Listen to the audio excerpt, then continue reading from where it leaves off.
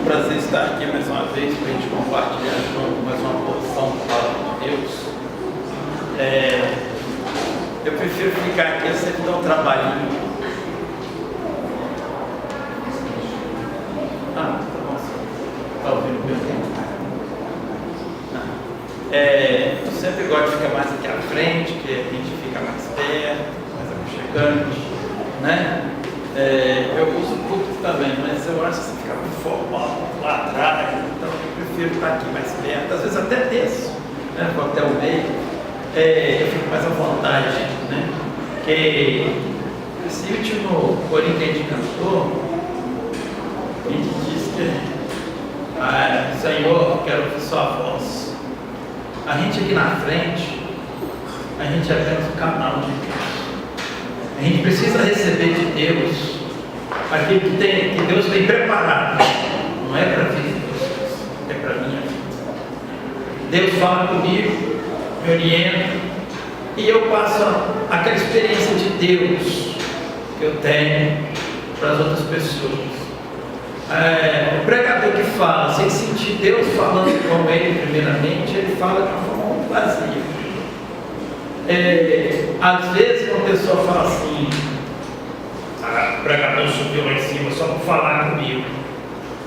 E eu quero dizer que quando o pregador fala e aquela mensagem falou contigo, você pode ter certeza, aquela mensagem primeiro falou com o pregador.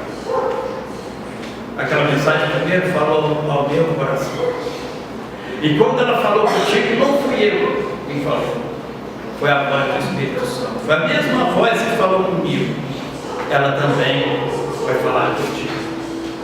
A gente sente as mensagens de Deus, a gente buscando, a gente lendo aqui, a gente orando, e a gente ouvindo.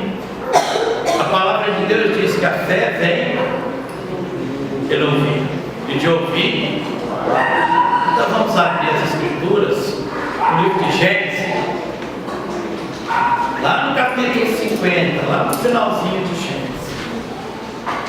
Eu comentei sobre essa passagem lá em casa com a minha esposa, com o meu filho, porque essa passagem estava na minha mente. Comentei ela antes de receber esse convite.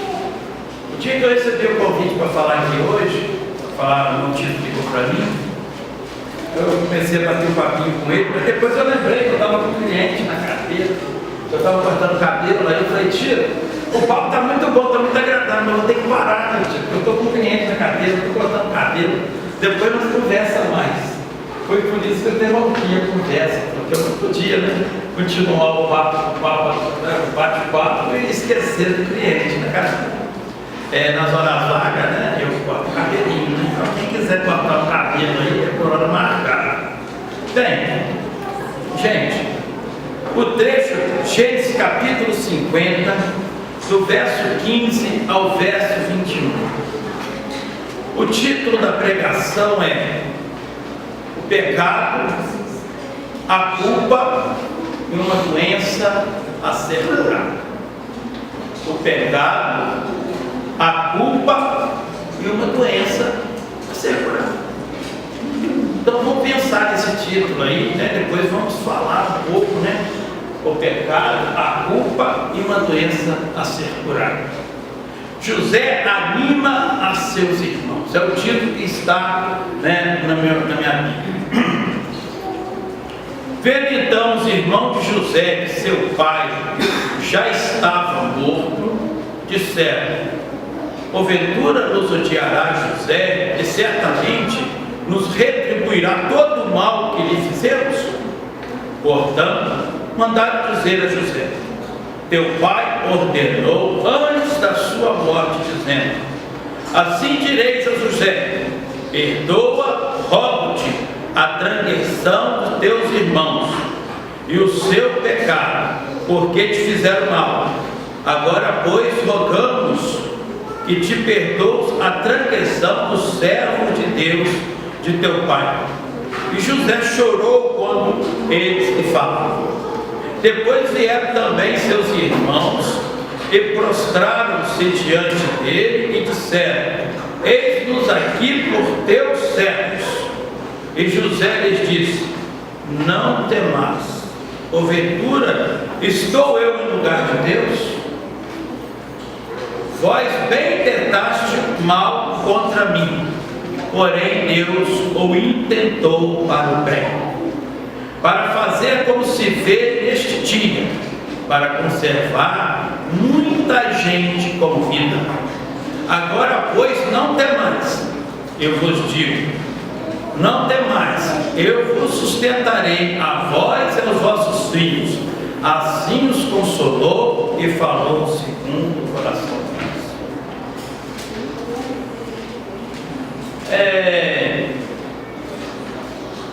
A partir do verso, se não me engano, verso 37 de Gênesis, começa a contar a história de José. José, na época, o filho mais novo de Jacó, aliás, um dos filhos mais novos, que depois nasceu Benjamim. Mas José, nesse período, Benjamim ainda era um bebezinho e José já era um rapaz. E ele sofria perseguição por parte dos irmãos, por uma culpa que ele não tinha, por um erro que às vezes os pais cometem, Isaac, por exemplo, pai de Jacó, cometeu o mesmo erro que Jacó cometeu, Ele tinha preferência da família, preferia um dos filhos, enquanto a mãe preferia o outro, o pai dava preferência para o outro. E preferências da família é uma coisa terrível. A Bíblia mostra várias histórias de problemas familiares que aconteceu por causa das preferências.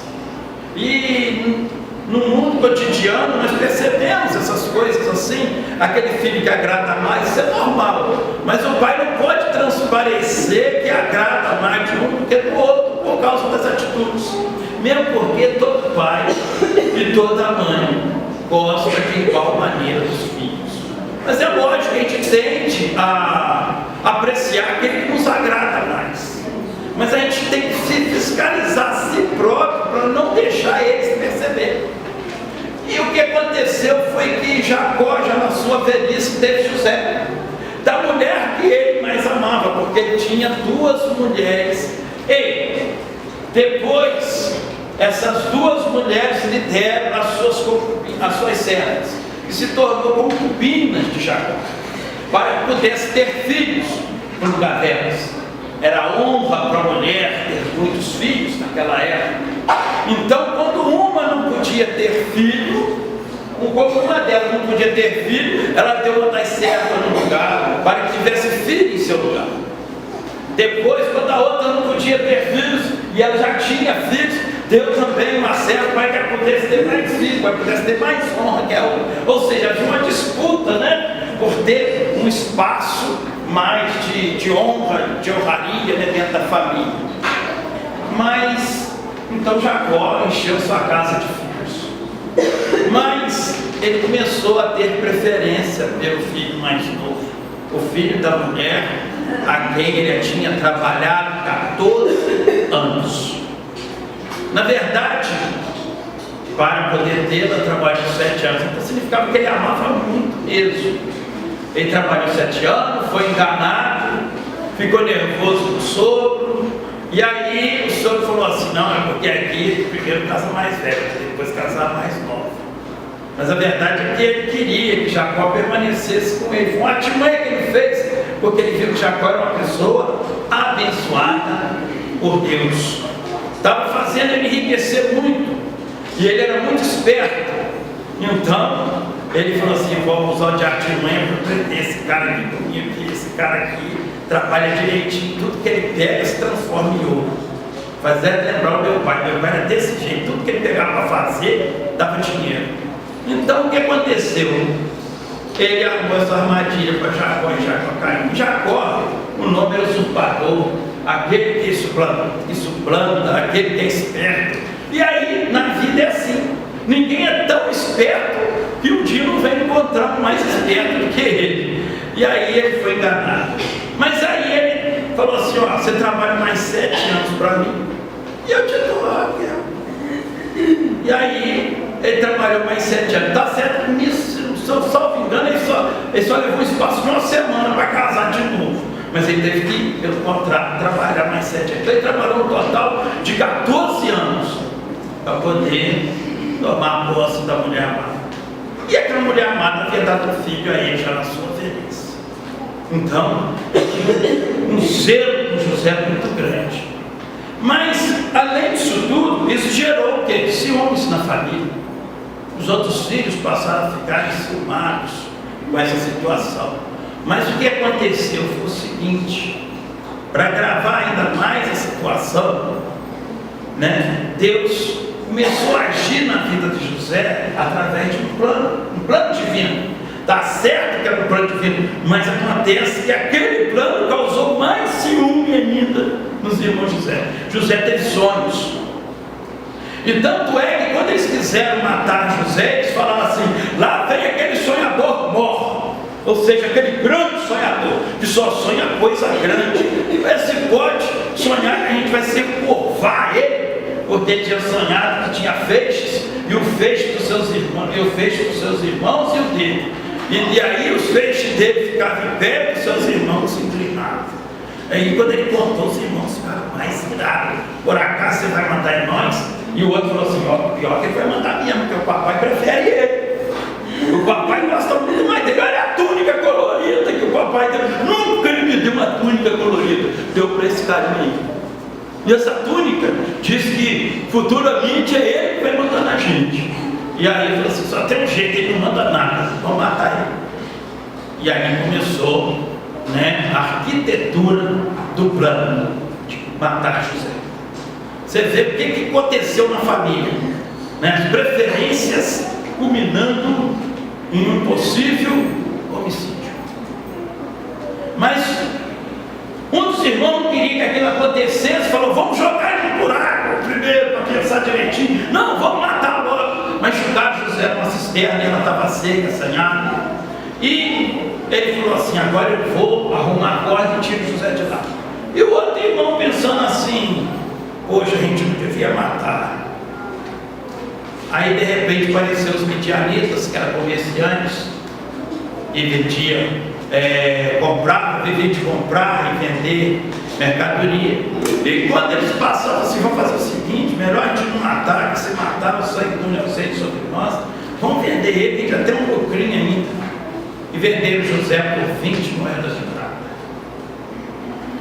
E quando Rubem chegou, mais velho, rasgou suas vestes, mas os seus irmãos: fica tranquilo, a gente mata o bezerro aqui, suja a roupa, e pergunta ao papai se essa não é as vestes do seu filho.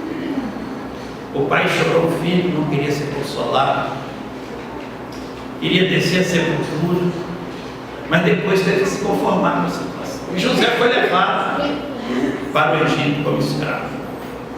Não vou me deter muito na história, que todos já conhecem essa história, é uma história linda, maravilhosa, né? José foi parar no Egito. José foi parar no local que representa um mundo diferente do mundo de Deus. Deus invisível, o Deus de José. Um Deus que não tinha imagem. Um Deus que podia só ser visto pelos olhos da fé. O Egito, uma cidade repleta de imagem, em que cada coisa na natureza representava um Deus diferente. Um Deus que eles podiam tocar, podiam ver. E para eles, o Deus de José não existia. Seria um homem louco ter um Deus que não tem imagem, não tem corpo, não tem rosto. Mas José conservou a sua fé. Amados irmãos, eu sempre, quando eu posso, eu converso com meu filho e falo: meu filho, eu tenho uns grandes planos para você. Porque qual o pai que não desce um plano maior para o filho? A gente sempre tem grandes planos para nós mesmos, mas quando viramos pai, a gente traça planos ainda maiores para os filhos. E isso também é um perigo, porque a gente começa a exigir demais, a gente tem que nos autofiscalizar para a gente não querer uma coisa que seja nossa e não a deles.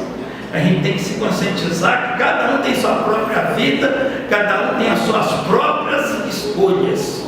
Mas o plano maior que eu tenho para o meu filho Davi, eu já pensei muito com ele, já comecei lá no ventre, quando ele estava lá no ventre da mãe dele, até antes dele estar lá no ventre da mãe dele, eu falava assim: Senhor, até que se o Senhor não me der filhos, não tem problema, viverei sem filhos.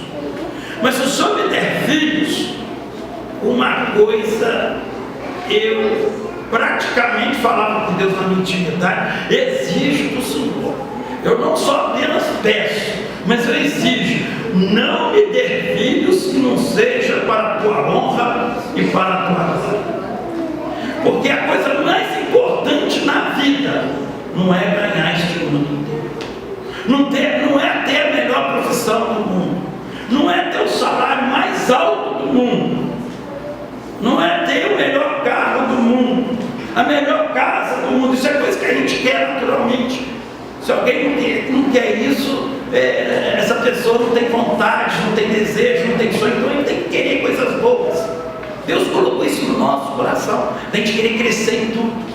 Mas a maior coisa que a gente deve ter no mundo é o desejo de servir a Deus, é o desejo de fazer a vontade de Deus em nossas vidas. Sabe por quê, irmãos? Porque um dia a gente vai ter que prestar conta da nossa vida para aquele que nos deu essa vida. Um dia a gente vai ter que estar diante de Deus, diante do nosso Deus, para prestar conta de tudo quanto fizemos aqui nesse mundo. E aí vai ser uma coisa pessoal, vai ser você e Deus. E não tem uma relação tão íntima como uma relação de um pai para com o filho. A gente só sabe que é ser pai depois que é pai. A pessoa só sabe que é ser mãe depois que é mãe. Por mais que vocês escutem falar, e eu estou falando por experiência própria, porque eu casei aos 34 anos, eu fiquei solteirão durante muito tempo, a gente não faz ideia do que é amor de mãe, do que é amor de pai, antes de ter a própria experiência. Então, a gente se preocupa muito com os filhos, mas eu digo,